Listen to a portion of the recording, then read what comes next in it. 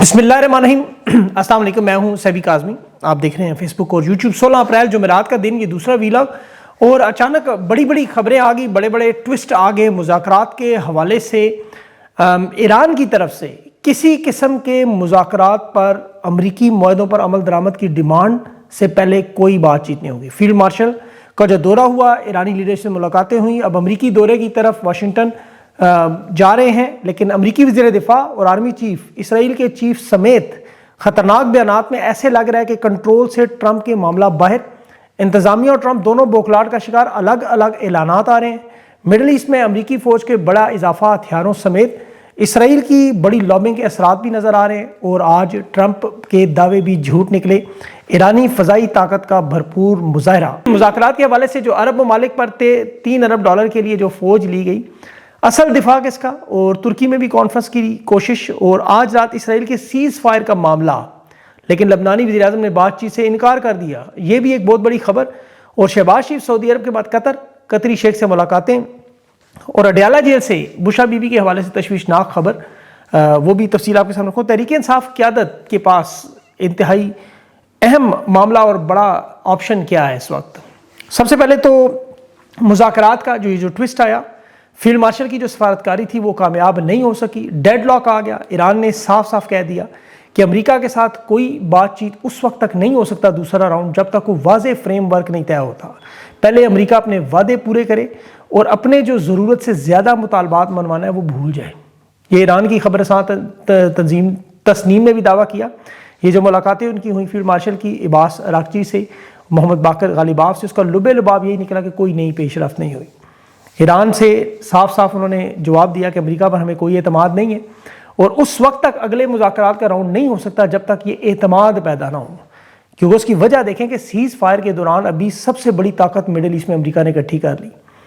جو 20 سال کی یورینیم افسودگی کی بات ہے، وہ بھی ایران ماننے پر تیار نہیں کہ افسودگی کے معاملے کو تھوڑا کم تو کر سکتے ہیں، لیکن پہلے امریکہ وہ تمام پابندیاں ہٹائے، وہ تمام اثاثے منجمد بحال کرے، جنگ کے نقصان کا ہرجانہ دے، پھر 3 سے 5 سال کوئی سسٹم بنانے کے لیے ہم طے کرنے کے لیے تیار ہیں۔ انٹرنیشنل انسپیکٹر کو بھی نیوکلیئر سائٹس بھی چیک کروا دیں گے، مکمل رسائی بھی دیں گے کہ ہم ہتھیار نہیں بنا رہے۔ لیکن اس سے پہلے ایران کی جو ابنائے ہرمس پر ناکہ بندی ان بندرگاہوں کی، وہ بھی ختم ہو اور امریکہ اپنے پوزیشنوں پر واپس جائے، سیز فائر سے پہلے والی۔ اب یہ اس میں ایک معاہدہ ہو جس میں چین سمیت انٹرنیشنل ممالک بھی شامل ہوں، اور ساتھ لبنان کی سیز فائر کا بھی، وہ بھی میں آپ کو آگے چل کے بتاتا ہوں۔ دیکھیں اس تمام ڈیڈ لاک کے پیچھے جو باقاعدہ دلیل اور ثبوت سے حالات سامنے آ رہے ہیں، اس میں CNN سمیت امریکی اخبارات خود دعویٰ کریں کہ ایک طرف امریکہ نے پورے وسیع پیمانے پر مڈل ایسٹ میں اپنے فوجی بھیجنا شروع کر دیا۔ 10,000 مزید فوجی، پہلے سے جو 50,000 تھے اس میں شامل ہو گئے، پاکستانی فوج بھی موجود ہے۔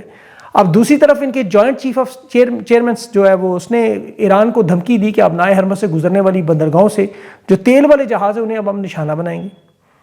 پھر تیسرا اس میں لبنان کے صدر کا اعلان ہوا کہ وہ اسرائیل کے وزیر اعظم سے گفتگو نہیں کرے گا جو آج ہونی تھی، کیونکہ اسرائیل نے جنوبی لبنان پر دریائے لاتانی کا پل اڑا دیا، ہزاروں لوگوں کا شہروں سے رابطہ ختم ہو گیا، وہاں لوگ 12 لاکھ لوگ اس وقت بے گھر ہیں۔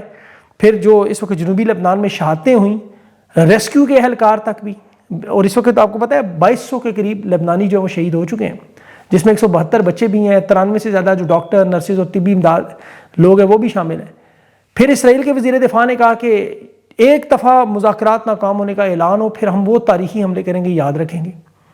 امریکی وزیر دفاع کہہ رہے ہیں ابنائے ہرمس کی ناکہ بندی سے تو بالکل پیچھے نہیں ہٹیں گے، بلکہ انہوں نے 14 جہازوں کا دعویٰ کیا کہ ہم نے زبردستی واپس بھی بھیج دی ہیں۔ اب وہ نہ چین کے تھے نہ بھارت کے تھے۔ اس کے بعد جو سینٹرل کمانڈ ہے، امریکی سینٹرل کمانڈ، سینٹا کام جسے کہتے ہیں، اس کے چیف ایڈمرل کوپر نے کہا کہ مڈل ایسٹ کا میں ابھی دورہ کر کے آیا ہوں، اور سیز فائر کے دوران ہم نے جو نئی ٹیکنیک سب نکالی ہیں، کچھ نئے طریقے نکالے ہیں، اور ساتھ ہمارا جو سب سے بڑا اتحادی بھی ظفر جو ہمارے ساتھ مل کے کرے گا، اسرائیل۔ اب دیکھیں ان حالات میں کہ جہاں وزیر دفاع، chairman joint chief of staff دونوں اکٹھے بیانات دے رہے ہیں کہ ایران کے ایٹمی ہتھیاروں پر کوئی سمجھوتا نہیں ہوگا، اور ٹرمپ دوسرے مذاکرات کی بات کر رہا ہے۔ آرمی چیف تو کہہ رہے ہیں ہماری افواج حملے کے لیے تیار بیٹھی، ہم تو صرف اشارے کے منتظر ہیں کہ مذاکرات ناکام ہونے کا اعلان آئے، سیز فائر کا وقت ختم ہو۔ اب یہ معاملہ ایک طرف ایران پر دباؤ بڑھانے کا کہا جا رہا ہے۔ یہ جو فیلڈ مارشل کی ملاقاتیں ہوئیں، اس میں دیکھیں جو ملاقات میں معلومات سامنے آ رہی ہیں کہ ایران نے ان شرائط کا، ان کی دھمکیوں کی وجہ سے ایک انکار کیا، اور دوسرا کہا کہ ہمارے پاس کوئی دوسرا حل نہیں ہے۔ یہ جو دباؤ ہمارے پر بڑھانے کی کوشش کی جا رہی ہے، جس میں باقاعدہ ایران کے آرمی چیف نے آج پریس کانفرنس کرتے ہوئے یہ امریکی آرمی چیف کو جواب دیا کہ پہلے تو وہ شہادتوں سے نہیں گھبراتے، وہ کہتے میں اپنی شہادت کے لیے تیار ہوں، لیکن یہ خواہش کہ ہم گھٹنوں پر آ کے ان کے سامنے سرنڈر کریں، یہ کبھی پوری نہیں ہوگی۔ اور پھر انہوں نے ٹرمپ کا وہ دعویٰ جو پوری جنگ کے دوران بولتا رہا کہ جھوٹ کہہ کہ میں نے ایران کی فضائی تباہ کر دی، ٹرمپ کا یہ دعویٰ انہوں نے اس کی حقیقت کیا بتائی کہ ابھی فیلڈ مارشل جنگ کے دوران ایران پہنچے ہیں سیز فائر میں، تو حفاظتی پہرے کے لیے جو جہاز ایران کے آئے وہ فضائیہ کے تھے اپنے۔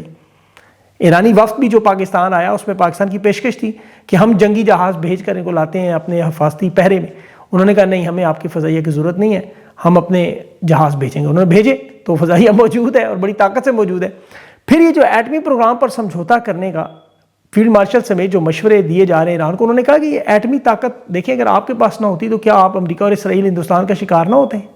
تو ہماری بقا کے لیے بھی ضروری ہے، لیکن ہم اس کے باوجود اسے کم کرنے پر تیار ہیں، معاملات جو شرائط پر طے کرنے پر تیار ہیں، لیکن گارنٹیاں چاہیے ہمیں، کیونکہ ایران اپنے جو پرامن استعمال کے لیے جو ایٹمی معاملہ کر رہا ہے وہ 20 سال سے اس نظریے پر کھڑے ہیں۔ ابھی امریکہ کو انہوں نے آفر کی ہے کہ یہ جو عمان میں ابھی 90 لاکھ جو بیرل تیل ایران کا نکالا جا رہا ہے 19 اپریل سے پہلے امریکہ نے کہا ایران نکال لے ورنہ اس کے بعد ہم نکالنے نہیں دیں گے، تو ایران اب اس پہ کہہ رہا ہے ٹھیک ہے دیکھ لیتے ہیں، اب نئے ہرمز بھی یہاں ہیں، ہم بھی موجود ہیں۔ اب مذاکرات میں وہ پاکستان پر آنے پر تیار ہے، لیکن یہ دوسرے راؤنڈ میں شاید نہ آئے، وہ ترکی مصر یورپ تو خیر نہیں جانا چاہتے کسی صورت میں بھی، کہ ٹرمپ پر اعتماد نہیں ہے، کیونکہ ٹرمپ دو دھاری تلوار چلا رہے ہیں، ایک طرف جو جنگی تفصیلات میں نے آپ کو بتائیں، اب دوسری طرف اسرائیل کا جو جریدہ ہے ہیریڈز وہ دعویٰ کر رہا ہے کہ لبنان میں آج سیز فائر ہو جائے گی۔ اب ہمیں پتہ ہے یہ ممکن نہیں ہے، الجزیرہ تو کہہ رہا ہے کہ ملاقات فیلڈ مارشل کی بھی ہوگی اور اس میں پھر 15 دنوں کا وقت دیا جائے گا، 2 ہفتوں کی توسیع لی جائے گی، لیکن یہ سیز فائر لبنان میں ہو یا ایران میں ہو اس دوران صرف طاقت اکٹھی کی جا رہی ہے۔ ایران کے مذاکرات پر دیکھیں 2 چیزیں، عرب دنیا تو جانتی ہے کہ ایران کے لوگ جان دے سکتے ہیں، کبھی کسی کے سامنے سرنڈر نہیں کریں گے۔ ٹرمپ کو شاید ابھی تک اندازہ نہیں ہے، کیونکہ یہاں ان کی ہزاروں سال کی تاریخ ہے، یہاں تو جو غیر مسلم ہیں، مسیحی ہیں، یہودی ہیں، وہ بھی جانتے ہیں کہ سمندری محاصرہ کر کے یا ایران پر دباؤ ڈال کے مذاکرات کے ٹیبل پہ نہیں لا سکتے۔ اور اس کا سب سے بڑا ثبوت لیبیا کے کرنل قذافی جب شہید علی خامنائی کو ملے تھے اس وقت مجھے یاد ہے، تو خلیج فارس کا نام بدلانے کی بڑی کوشش کی تھی کہ خلیج عرب کر دیں، تو اس وقت بھی علی خامنائی نے یہی کہا تھا کہ جب تک امریکہ ان تمام عرب ممالک سے نکلتا نہیں یا یہ اس کی غلامی سے نہیں نکلتا ہم اس کا نام نہیں بدل سکتے۔ تو یہ نام بدلنے پر تیار نہیں تو یہ خلیج فارس پہ حملہ چھوڑنے پر تیار ہوں گے، اس لیے انہیں اس چیز کو ابھی تک شاید سمجھ نہیں آ رہی، لیکن آ جائے گی وقت کے ساتھ ساتھ جو وقت گزرے گا۔ ایرانی مذاکرات سے انکار نہیں کر رہے، یہ یاد رکھیں۔ ابھی چونکہ لبنان میں سارا زور اس وقت لگایا جا رہا ہے اسرائیل کا، ابھی بھی وہاں القاسمی برج پہ دیکھیں جو لوگ جس طرح گزر رہے ہیں، جس طرح وہ لوگ وہاں پر اس وقت مجبور ہیں۔ ٹرمپ نے لبنان کے صدر کو فون کیا کہ وہ سیز فائر کروائے گا، لیکن اسرائیل نہیں مانتا۔ دیکھیں اسی طرح انہوں نے فلسطین میں بھی سیز فائر کا کہا تھا اور دیکھ لیں اس میں کیا ہوتا رہا، کل کی بھی آپ کو خبریں پتہ ہوگی جو فلسطین میں غزہ میں ہوا۔ تو یہ نتن یاہو کا دباؤ ہے سیز فائر کا اعلان، لیکن سیز فائر کے دوران آپریشن کی ہی ساری واردات ہے۔ اب دوسرا اس معاملے میں جو حل نظر نہیں آ رہا وہ دیکھیں کہ ایران کے پیچھے جو کھڑے ہیں وہ ہیں روس اور چین، یاد رکھیں۔ ٹرمپ کے پیچھے کون کھڑے ہیں؟ صرف اسرائیل اور عرب امارات، باقی نیٹو کے ممالک دور دور تک کوئی نظر نہیں آتے۔ ٹرمپ اس جنگ سے نکلنا چاہتا ہے، اس میں کوئی دو رائے نہیں، پاکستان کے کندھے کے علاوہ اس کے پاس کوئی دوسرا راستہ بھی نہیں ہے، لیکن جتنا ٹرمپ اس وقت امریکہ میں اور اس جنگ میں کمزور نظر آ رہا ہے اتنا ہی یہ کندھا بھی کمزور نظر آ رہا ہے۔ یہ پاکستان کی رجیم آپ کو پتہ ہے، ویسے تو ٹرمپ کی آپ کو پتہ ہے عادتیں اور حرکتیں، یہ تو یو ٹرن بڑا عجیب سا مارتا ہے۔ مذاکرات کی ناکامی بھی اس نے اپنے دیکھیں نائب صدر کے کھاتے میں ڈالی تھی، کہا تھا کہ کامیاب ہوا تو میں، ناکام ہوا تو میرا نائب صدر۔ تو یہاں بھی مذاکرات کی ناکامی کا ملبہ تو یہ ڈال دے گا، جیسے نیٹو کے ممالک پہ اس نے ڈالا سارا، ان پہ جو اس نے باتیں کی، اور یہ بھی کسی کو مفت تو کھانا کھلاتا نہیں، اس کھانے کی قیمت آپ کو یہ نظر آ رہی ہے اس وقت، اور اب تو پاکستان سے ان کی توقعات مزید بڑھتی جائیں گی، یاد رکھیں، اور اس کی قیمت عوام دے گی پاکستان کی، وہ میں آپ کو آگے چل کے بتاتا ہوں۔ لیکن یہ صرف پاکستان کے لیے صرف امریکہ کا مفاد نہیں ہے، سعودی عرب کا بھی مفاد ہے، اور پاکستان کے 3 محاذ کھلے ہوئے، ایک طرف تو ایران ہے آپ کو پتہ ہے جس کی وجہ سے پاکستان کے اندر کے حالات ہیں، دوسرا سعودی عرب کا دفاع ہے، اور تیسرا امریکہ کی یہ جنگ ہے، پھر یہ جو معیشت کے ساتھ جڑے ہوئے معاملات ہیں سیاسی استحکام سے، یہاں پر شدید ترین سیاسی بحران ہے جس کی وجہ سے معاشی بحران ہے، اور ان دونوں بحران اس لیے پیدا کیے گئے تھے کہ $3 ارب میں فوج چلی جائے۔ تو اس خطے کی لڑائی کی آپ کو ساری سمجھ آ جائے گی، پاکستان کو اس جنگ میں شامل کرنے کی کوشش کی گئی ہے۔ عرب امارات کی ناراضگی کا سب سے بڑا ثبوت ہے یہ فیلڈ مارشل کے دورے، جو امن کے دورے آپ کو نظر آ رہے ہیں، اس میں ایک تو ظاہر ہے ٹرمپ کو فیس سیونگ کا معاملہ بھی ہے، دوسرا پاکستان بھی ایران کے سامنے کھڑا نہ ہو، یہ بھی بچنے کی کوشش کی جا رہی ہے. اور یہ سب کچھ تو آپ کو پتا ہے باقاعدہ پلاننگ سے اٹھ کے منہ اٹھا کے ٹرمپ نے جنگ نہیں شروع کی. اب حالات تو ایسے ہیں کہ چھوٹی سی چنگاری لگنی ہے.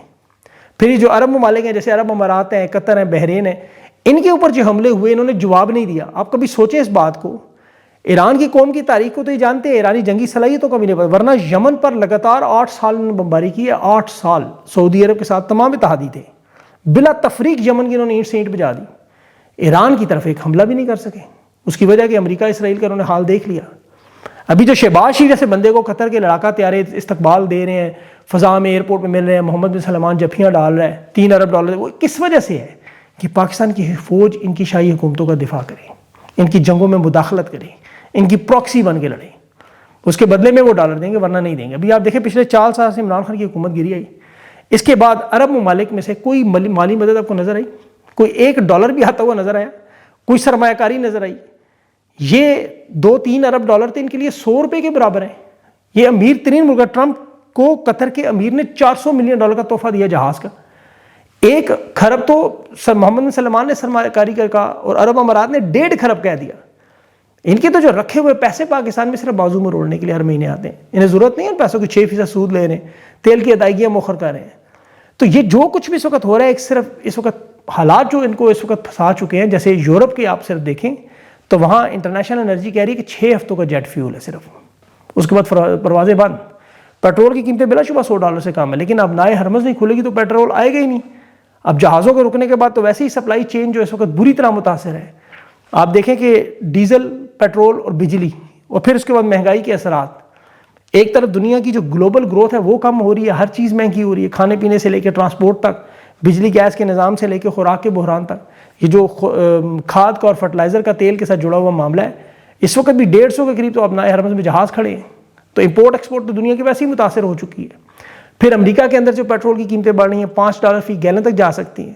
تو یہ جو پورا گلوبل اکانومک سسٹم بنا ہوا ہے یہ کلیپسنگ کی طرف جا رہا ہے، تباہی کی طرف، معاشی تباہی، جسے IMF، ورلڈ بینک، موڈی، یہ سارے کہہ رہے ہیں کہ اب یہ معاملہ صرف سمندری مسئلہ نہیں ہے، یہ پوری دنیا کا معاملہ ہے. اور اس میں سب سے زیادہ تباہی آپ کو پتا ہے چھوٹے ممالک پر، پانی ہمیشہ نیچے جاتا ہے پہلے. اور پاکستان کے لیے تو دیکھیں یہ مسئلہ اس لیے نہیں ہے کہ دنیا کی تو چلے معیشت تباہ ہو رہی ہے، انہیں ایک بہت بڑا فائدہ ہے کہ معیشت ہے ہی کوئی نہیں ہے، تباہ ہونی ہے. معیشت تو تب ہو تباہ جب ہو. یہاں حکومتی توانائی کا وزیر اویس لغاری کیا کہہ رہا تھا کہ موجودہ صورتحال کا حل کسی حکیم لقمان، کسی توانائی کے ماہر، کسی پاکستان کے ٹویٹر سوشل میڈیا پر بیٹھے بزرگ مہر کے پاس نہیں. پاکستان کا کوئی حل اس نے کہا نہیں کہ بغیر پیٹرول گیس کے ملک چلائیں، لوڈ شیڈنگ بھی نہ ہو، گیس بھی نہ ہو. کہتا ہو ہی نہیں سکتا، کوئی روک ہی نہیں سکتا. یعنی دونوں ہاتھ اٹھا رہا ہے اس طرح کہ کوئی مدد نہیں کر سکتا. میں اس کی مدد کر دیتا ہوں. میں سے ایک ماہر کا بتا دیتا ہوں کہ وہ ان تمام مسائل سے نکالنے کی اہلیت بھی رکھتا ہے، نیت بھی رکھتا ہے اور قابلیت بھی، اور ثبوت بھی دیتا ہوں، دلیل بھی دے دیتا ہوں. آپ بتا دیں اگر یہ غلط بات ہو. دیکھیں انہوں نے ابھی بجلی جاتے جاتے جو آپ ویسے تو 11 مرتبہ مذاکرات کا ورد کرنے بجائے گالیوں دینے کے تو بجلی آ جائے شاید، یا اسلام آباد ٹاک کریں، یا پیٹرول بھروانے جائیں تو بڑا مہنگا پڑے تو اس میں ان سے کہیں تھوڑی سی فارن پالیسی ملا دیں، پیٹرول سے آپ کو سستا لگے. اسی طرح جب گیس آپ کو نہ ملے تو آپ یا ناشتہ نہ کر سکیں، کھانا نہ بنا سکیں، تو پھر شہباز شریف کی تصویریں دیکھ لیا کریں، قطر میں ملا پروٹوکول دیکھ لیں. میرے فیورٹ فیلڈ مارشل والی جو ٹرمپ کی ٹویٹس ہیں وہ بار بار پڑھیں، پیغامات دیکھیں، پھر شاید گیس کا آپ کو مسئلہ نہ لگے، دکھ نہیں ہوگا. اسی طرح مہنگائی، بے روزگاری، امن و امان، غربت، بھوک افلاس جب تک آپ کو نظر آئے اونچی اونچی آواز میں میری جند میری جان گایا کریں. یہ نہیں عالیہ شریف کے وظیفے ہیں نا، لیکن میں ان کو اصل وظیفہ بتاتا ہوں. ایک اصل ماہر ایکسپرٹ حکیم لقمان سے بھی بڑا جو اڈیالہ جیل میں بیٹھا ہے، عمران خان، اور اس کی میں دلیل ان کو دیکھیں. دنیا کی آپ تاریخ اٹھائیں، دوسری جنگ عظیم ہے یا اسپینش فلو، 2 بہت بڑے معاملے تھے.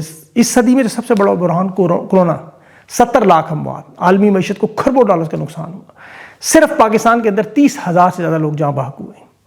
معیشت مکمل بند، کاروبار بند. پیٹرول کی قیمتیں جو آج ایران کی یہ تیسری عالمی جنگ کے معاملات میں بھی $110 بیرل سے اوپر نہیں گئی، کورونا میں $130 بیرل سے اوپر جا چکی تھی. پاکستان کی معیشت مکمل تباہ تھی. لیکن یہ جو ماہر expert Imran Khan, smart lockdown مخصوص علاقوں میں لگائے، احساس پروگرام، 12,000 امداد، غریبوں کے بجلی کے بل 3 مہینے کے معاف یا ریلیف یا ان کو ایک ساتھ دیں. صنعتی سرگرمیاں ساری کھولی، کاروبار چلتا رہے، ڈبل شفٹوں میں ہوتا رہے، اور دنیا کی صنعتوں میں پاکستان ایک مثال بن گیا. معیشت بھی کنٹرول کر گیا، صحت بھی کنٹرول کر گیا، اور عالمی بحران سے ملک نکال کے لے گیا. اس نے نہیں کہا گیس نہیں ہے، پیٹرول نہیں ہے، حل کوئی نہیں ہے. اس نے کہا صرف گھبرانا نہیں ہے. اللہ سے مدد مانگو. اور اللہ نے سرخرو کیا. اسی لیے میں نے کہتا ہوں ڈیالہ جیل جائیں. انہیں بھی سمجھا رہا ہوں اور تحریک انصاف کو بھی. دیکھیں تحریک انصاف والے ہم سے زیادہ پاکستانی ہیں, ان کی جو قیادت ہے, لیکن آپشنز میں ان کو بتا دیتا ہوں. یہ مذاکرات کا دوسرا رائنڈ چاہے ہو یا نہ ہو, 2 ہفتوں میں ہو, جب بھی ہو, لیکن انہیں اپنی سیاسی طاقت اس دوران اکٹھی کرنی ہے. یہ بیرسٹر گوہر, سلمان اکرم راجہ, یہ شیخ وقاص, خیبر پختونخوا حکومت, سہیل آفریدی, کوٹ لکھپت کی قیادت کے یا جو ان کے مفرور ہے, سارے جو جیلوں میں سزا یافتہ, سب سے ان کو بلا کے پوچھ لیں, بیشک کنونشن کروا لیں بہت بڑا, کہ عمران خان سے تو رابطہ نہیں ہوتا, گفتگو نہیں ہوتی, لیکن جماعت کی حیثیت سے خان کی رہائی کے حوالے سے ہم ایک فیصلہ کرنے جا رہے ہیں کہ عوام چونکہ اعتماد نہیں کرتی ہم پر, متزلزل ہے, قیادت میں ہم خود تبدیلی کرتے ہیں. عمران خان کی رہائی کی کمپین دے دیتے ہیں علیمہ خان کو, ان کے ساتھ کھڑے ہوتے ہیں. اور یہ جو اتحادی ہیں, محمود چکزئی, علامہ ناصر عباس جیسے لوگ, یہ بھی ان کے ساتھ جڑے ہوں, کیونکہ تحریک انصاف نے جہاں نشستیں نہیں خان کے نام پر, انہیں بھی پارلیمنٹ سینٹ میں عہدے عمران خان کی وجہ سے ملے. اب مجھے پتہ ہے علیمہ خان یہ نہیں لیں گے عہدہ کبھی وہ, لیکن پارٹی کو چاہیے کہ انہیں عبوری طور پر ڈیفیکٹو تحریک انصاف کی اس رہائی کے لیے نامزد کریں, ایک لائے عمل بنائیں پورے ملک میں, ملکی احتجاج کا وہ ان سے پوچھیں, ان کے مشاورے سے کریں, اور یہ لوگ امپلیمنٹ کریں. یہ سارے لوگ جتنے میں تحریک انصاف کی قیادت کی بات کر رہا ہوں, یہ اگر اس بات پہ آ جائیں, اب یہ بڑا مشکل کام میں بتا رہا ہوں, بہت مشکل, کیونکہ نہ تحریک انصاف کی قیادت نے ماننا ہے, نہ علیمہ خان اور باقی بہنوں نے ماننا ہے, لیکن یہ ان کے پاس موونگ فارورڈ ایک حل ہے کہ عمران خان کی رہائی کے لیے شروع کریں. اس کے بعد سیاسی طور پر سہیل آفریدی عمران خان کی زندگی کو تھوڑا سٹڈی کریں کہ وہ کیا کرتے تھے اس دوران, اس طرح کے بحران میں, قیادت کا اور عوام کا جو جب فقدان پیدا ہو تو کیا کیا جاتا ہے, وہ فیصلے جو عوامی فیصلے ہوں, اور عوامی فیصلہ صرف ایک ہی ہے, وہ عمران خان کی رہائی کی کوشش. آپ دیکھیں کہ پچھلے 4 سالوں میں جس شخص نے بھی 2 سال برقع خان کی جو قید کے بعد جس نے بھی عمران خان کی رہائی کی کوشش کی, اس پہ جان ماری, وہ عوام میں لیڈر بن گیا, بہت بڑا لیڈر. یہ شیر افضل مروت بہت بڑی مثال ہے, سہیل آفریدی خود ایک بہت بڑی مثال ہے, اور جو بھی اس سے ہٹا وہ چاہے جتنا مرضی بڑا لیڈر تھا وہ ختم ہو گیا, زیرو, فوراً زیرو.